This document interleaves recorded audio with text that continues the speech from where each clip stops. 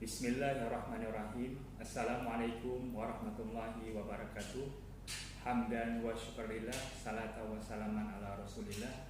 Puji syukur kepada Allah subhanahu wa ta'ala, salawat beriring salam kepada junjungan alam Nabi besar Muhammad sallallahu alaihi wasallam. Saya Dr. Khairul Aswadi, dosen program studi manajemen Fakultas Ekonomi dan Bisnis Universitas Islam Kebangsaan Indonesia. Saat ini saya juga merupakan dosen dengan tugas tambahan sebagai dekan Fakultas Ekonomi dan Bisnis Universitas Islam Kebangsaan Indonesia. Latar belakang keilmuan saya adalah bidang ilmu ekonomi. Pada saat ini saya mengampu mata kuliah pengantar ekonomi makro dengan kode mata kuliah FEB 22072 dengan bobot 3 SKS. Adapun deskripsi singkat mata kuliah pengantar ekonomi makro ini adalah: pengantar ekonomi makro merupakan mata kuliah yang mempelajari berbagai konsep dasar kajian makroekonomi yang meliputi pendapatan nasional, konsumsi, tabungan dan investasi, perdagangan internasional, uang dan bank, pembangunan dan pertumbuhan ekonomi, serta perencanaan ekonomi. Setelah mengikuti perkuliahan ini, mahasiswa diharapkan mampu memahami prinsip-prinsip dasar ilmu ekonomi makro yang dapat digunakan sebagai dasar untuk memperoleh pengertian yang lebih baik terhadap berbagai gejala yang muncul dalam kehidupan ekonomi nasional.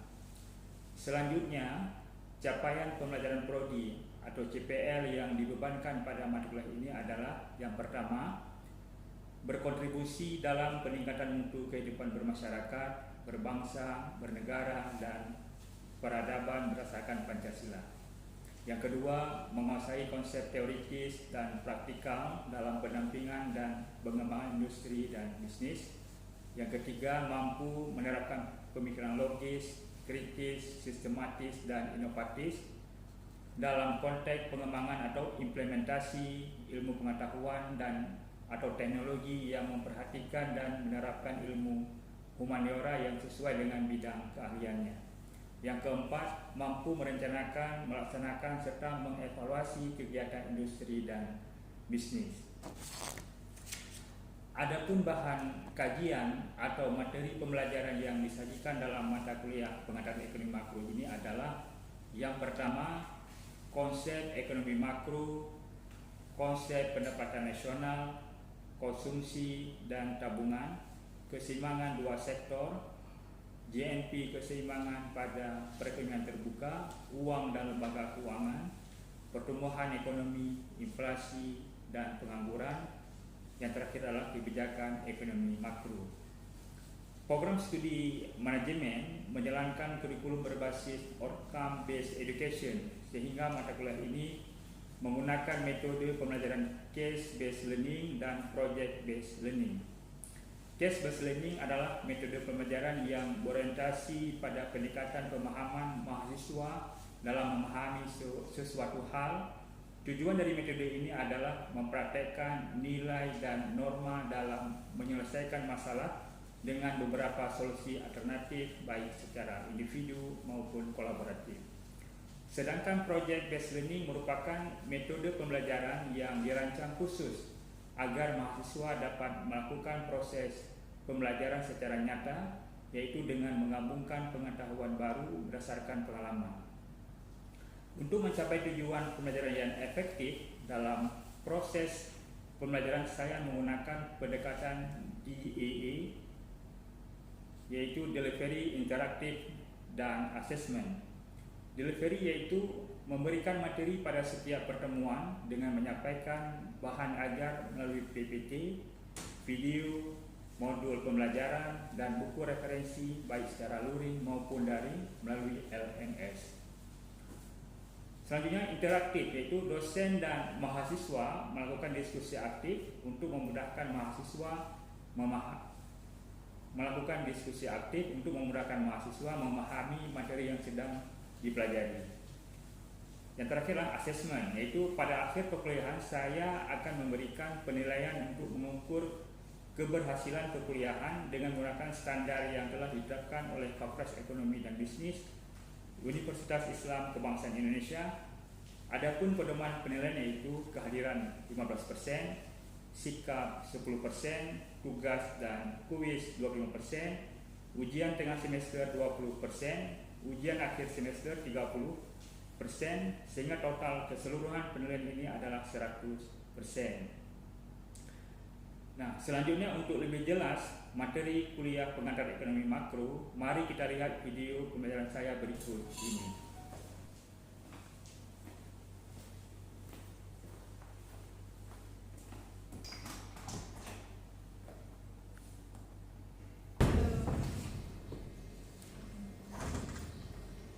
Assalamualaikum. Waalaikumsalam warahmatullahi wabarakatuh.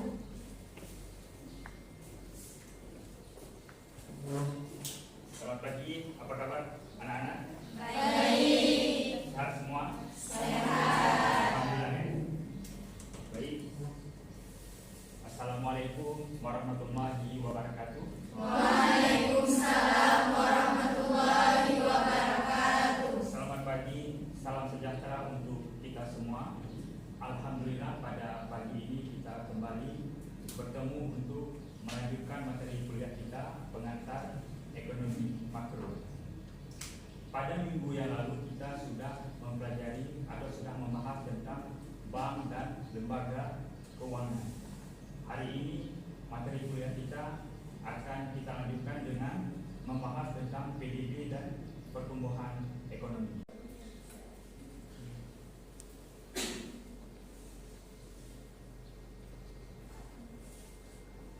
Baik, hari ini materi kita akan membahas tentang produk domestik bruto dan pertumbuhan ekonomi. Jadi yang pertama kita akan melihat definisi dari PDB. Produk domestik bruto atau GDP atau Gross Domestic Product pada umumnya digunakan sebagai indikator baik buruknya perekonomian sebuah negara dan sebagai tolak ukur kesejahteraan masyarakat. Jadi semakin tinggi tingkat PDB atau GDP di sebuah negara, maka akan semakin makmur negara tersebut atau masyarakatnya semakin sejahtera. Sebaliknya semakin menurunnya tingkat GDP PDB di suatu negara, maka akan semakin menurunnya tingkat perekonomian negara tersebut, masyarakatnya juga akan ikut tidak sejahtera. Ya.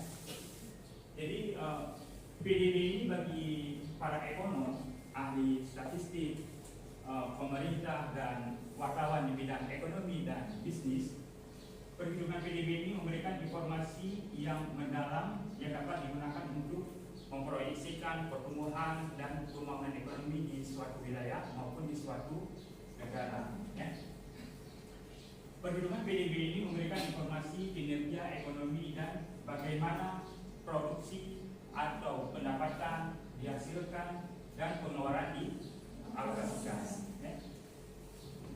Jadi ada kritik terhadap penggunaan PDB adalah banyaknya transaksi yang tidak tercatat dan dilaporkan kepada pemerintah, seperti perdagangan narkoba, transaksi ilegal, ada ilegal lodging. Ilegal lodging ini adalah perambahan hutan secara ilegal.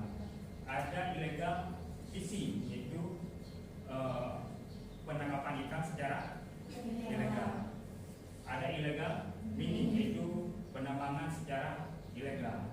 Ada juga penyelundupan pakaian, penyelundupan mobil, mobil mewah, sepeda motor mewah, penyelundupan rokok. Itu kan menghasilkan uang triliunan rupiah, tapi tidak dimasukkan ke dalam perhitungan PDB. Ini menjadi salah satu kritik terhadap PDB. Ya. Ada yang bilang bahwa PDB ini ditujukan untuk mengukur kesejahteraan di suatu negara. Jadi PDB kita bagi dengan jumlah penduduk menghasilkan pendapatan per kapita. Semakin tinggi tingkat pendapatan per kapita di suatu negara, maka akan semakin sejahtera penduduk di negara di wilayah tersebut. Dan sebaliknya, semakin rendahnya tingkat pendapatan per kapita, maka tingkat kesejahteraan penduduk di wilayah tersebut juga semakin menurun, ya. Atau juga bisa untuk mengukur tingkat produktivitas di suatu negara. Jadi semakin tinggi tingkat PDB-nya, maka tingkat produktivitasnya juga semakin tinggi. Sebaliknya semakin rendah tingkat PDB-nya, produktivitas di negara tersebut juga semakin menurun. Jadi ada beberapa definisi PDB. Intinya PDB merupakan nilai moneter dari seluruh produksi barang jadi yang diproduksi dalam sebuah negara pada periode tertentu. Adapun PDB biasanya dihitung dalam periode tahunan, dalam satu tahun. Dalam periode makro, pengertian PDB terbagi jadi dua, yaitu seluruh pengeluaran barang jadi dan jasa yang diproduksi dalam negeri atau seluruh pendapatan yang dihasilkan oleh seluruh pemilik faktor produksi dalam negeri. Ada yang tahu apa itu faktor produksi? Oke, silakan. Oke, silakan Dek. Faktor produksi ada 4: tanah, tenaga kerja, modal, dan kewirausahaan. Jasa faktor produksi yang dimaksud ada sewa tanah, upah dan gaji, bunga modal, dan keuntungan perusahaan. Balas jasa dari faktor produksi. Oke, baik, terima kasih Dea atas tanggapannya. Selanjutnya kita akan melihat slide selanjutnya. Untuk menghitung angka-angka PDB di Indonesia, BPS menggunakan 3 pendekatan. Ya. Ada yang tahu pendekatan apa saja untuk menghitung GDP atau PDB? Ya, silakan. Yang pertama yaitu pendekatan produksi, pendekatan pengeluaran, dan pendekatan pendapatan. Oke, baik, terima kasih. Jadi ada 3 untuk menghitung PDB di Indonesia, yaitu pendekatan produksi, pendekatan pendapatan pengeluaran, dan pendekatan pendapatan. Untuk menghitung angka-angka PDB di Indonesia, BPS menggunakan 3 pendekatan, yaitu pendekatan produksi, pendekatan pengeluaran, dan pendekatan pendapatan. Yang pertama adalah pendekatan produksi. Dengan pendekatan produksi, PDB adalah jumlah nilai tambah atas barang dan jasa yang dihasilkan oleh berbagai unit produksi atau sektor di wilayah suatu negara dalam jangka waktu tertentu, biasanya adalah satu tahun. Ya. Setiap sektor tersebut dirinci lagi menjadi subsektor. Jadi ada sektornya, ada subsektor. Unit-unit produksi tersebut dalam penyajian ini dikelompokkan menjadi 9 lapangan usaha atau 9 sektor, itu sektor pertanian, peternakan, kehutanan, dan perikanan, sektor pertambangan dan penggalian, sektor industri pengolahan, sektor listrik, gas dan air bersih, sektor konstruksi, ya, sektor perdagangan, hotel dan restoran, sektor pengangkutan dan komunikasi, sektor keuangan, real estate, dan jasa usaha. Yang kesembilan sektor jasa. Tapi sekarang oleh BPS dari 9 sektor lapangan usaha ini sudah dibagi menjadi atau dikategorikan menjadi 18 sektor atau 18 kategori, dari sektor pertanian sampai ke sektor jasa. Ya. Baik, berikutnya pendekatan pengeluaran. PDB dengan pendekatan pengeluaran adalah semua komponen permintaan akhir yang terdiri dari pengeluaran konsumsi rumah tangga dan lembaga swasta dan laba, pengeluaran konsumsi pemerintah, kebutuhan modal tetap bruto atau PNBP, ya, atau juga disebut dengan investasi, ya, berubah inventory dan ekspor itu ekspor dikurangi dengan impor. Jadi rumusnya adalah Y atau PDB sama dengan pengeluaran konsumsi rumah tangga ditambah dengan pengeluaran dari pemerintah ditambah dengan pengeluaran investasi ditambah dengan ekspor kurang impor atau ekspor neto. Itu pendekatan pengeluaran. Yang ketiga, perhitungan PDB adalah pendekatan pendapatan. PDB di sini dalam pendekatan pendapatan adalah merupakan jumlah balas jasa yang diterima oleh faktor-faktor produksi. Tadi sudah dijelaskan apa itu faktor-faktor produksi dan apa saja balas jasa dari faktor produksi. Jadi dasar dari faktor produksi yang dimaksud adalah upah dan gaji, sewa tanah, bunga modal dan keuntungan dari perusahaan. Ya. Semuanya sebelum dipotong pajak penghasilan dan pajak langsung lainnya. Dalam definisi ini, PDB mencakup juga penghasilan dan pajak tidak langsung neto atau pajak tak langsung dikurangi dengan subsidi. Tapi dari ketiga pendekatan ini, sayangnya BPS tidak menyajikan data perhitungan PDB dengan pendekatan pendapatan. Jadi BPS menghitung dengan pendekatan pengeluaran dan pendekatan produksi. Jadi di Indonesia oleh BPS, jadi ada tiga pendekatan pendapatan, pendekatan produksi, pendekatan pengeluaran. BPS hanya menghitung pendekatan pengeluaran dan pendekatan produksi.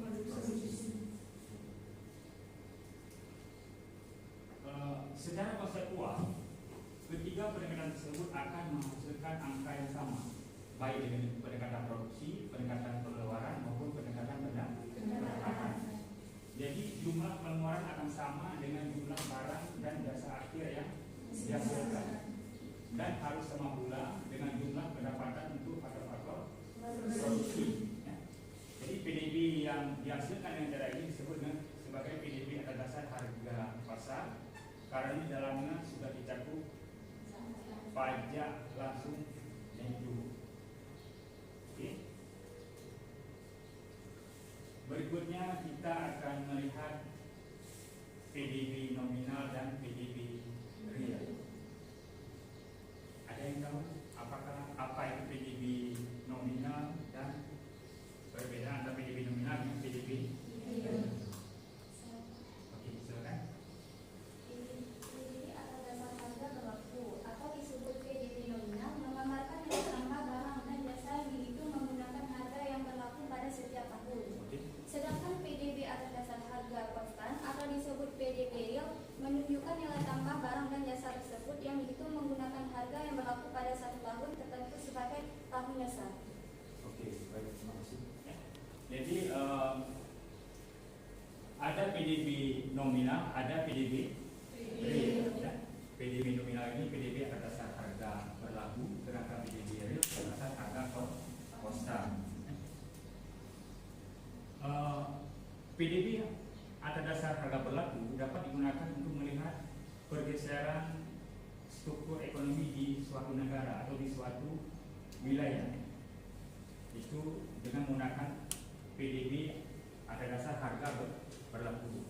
Yang pertama adalah perubahan struktur ekonomi ditandai dengan menurunnya pangsa sektor primer, yaitu sektor pertanian, dan meningkatnya pangsa sektor sekunder, yaitu sektor industri, dan juga meningkatnya pangsa sektor tersier, yaitu sektor jasa. Sedangkan PDB atas dasar harga konstan digunakan untuk melihat laju perkembangan ekonomi dari tahun ke tahun. Jadi bisa dibedakan ya, PDB nominal dengan PDB real. PDB nominal atas dasar harga berlaku, sedangkan PDB real atas dasar harga konstan. PDB nominal digunakan untuk melihat perubahan struktur ekonomi, sedangkan PDB real digunakan untuk melihat laju perkembangan ekonomi dari tahun ke tahun. Berikutnya kita akan melihat pertumbuhan ekonomi. Apa itu pertumbuhan ekonomi? Pertumbuhan ekonomi merupakan upaya peningkatan kapasitas produksi untuk mencapai penambahan output yang diukur menggunakan produk domestik bruto maupun menggunakan produk domestik regional bruto untuk wilayah. Kalau secara nasional atau negara menggunakan data PDB, kalau di satu wilayah di provinsi, kabupaten kota menggunakan data PDRB, produk domestik regional bruto. Ya. Pertumbuhan ekonomi hanya mencatat peningkatan produksi barang dan jasa secara nasional. Sedangkan pembangunan berdimensi lebih luas dari pertumbuhan ekonomi, dia tidak sekedar meningkatkan pertumbuhan ekonomi. Kalau pertumbuhan ekonomi meningkatkan produksi barang dan jasa secara nasional, Pemulihan ekonomi itu lebih luas dari pertumbuhan ekonomi dimensi. Okay. Dalam konteks negara, pertumbuhan ekonomi sebuah negara itu dilihat dari ini ada rumusnya rate of economic growth, yaitu dihitung dengan rumus dari pertumbuhan ekonomi adalah PDB tahun T tahun tertentu dikurangi dengan PDB tahun T dikurangi 1 itu tahun sebelumnya, dibagi dengan PDB tahun T dikurangi 1 itu tahun sebelumnya dikali dengan 100%. Itu rumus untuk menghitung laju pertumbuhan ekonomi. Itu dinyatakan dalam bentuk persentase. Oke, untuk hari ini saya rasa materi kita tentang PDB dan ekonomi makro sudah cukup memadai. Apakah ada yang bertanya? Tidak? Kalau tidak, saya akan memberikan tugas kepada saudara untuk dikumpulkan pada pertemuan minggu depan. Ya. Jadi tugasnya adalah ini gambaran dulu. Bagi negara berkembang, pendidikan memainkan peran penting dalam meningkatkan pengetahuan di masyarakat. Ya. Yang kedepannya berdampak pada pembangunan ekonomi suatu negara. Pendidikan menumbuhkan ilmu dan kreativitas sehingga memungkinkan setiap tenaga kerja lebih produktif dan memanfaatkan terobosan teknologi untuk meningkatkan produktivitas. Jadi tugas saudara adalah menganalisis kontribusi pendidikan terhadap pertumbuhan ekonomi studi kasus di Indonesia dan ASEAN. Laporannya dibuat dalam bentuk PowerPoint, tim dikumpulkan di depan, lakukan presentasi di depan parkiran. Oke, itu tugasnya. Jadi materi kita minggu depan, hari ini kita belajar tentang PDB dan pertumbuhan ekonomi. Minggu depan materinya adalah tentang pentingnya pertumbuhan ekonomi, faktor-faktor penentu pertumbuhan ekonomi dan teori pertumbuhan ekonomi. Jadi ada 3 materi yang akan kita pelajari di minggu depan. Baik, ini tugasnya. Kalau tidak ada lagi pertanyaan untuk hari ini, saya akhiri mata pelajaran pengantar ekonomi makro tentang PDB dan pertumbuhan ekonomi. Baik, billahi taufiq wal hidayah. Assalamualaikum warahmatullahi wabarakatuh. Waalaikumsalam warahmatullahi wabarakatuh. Okay.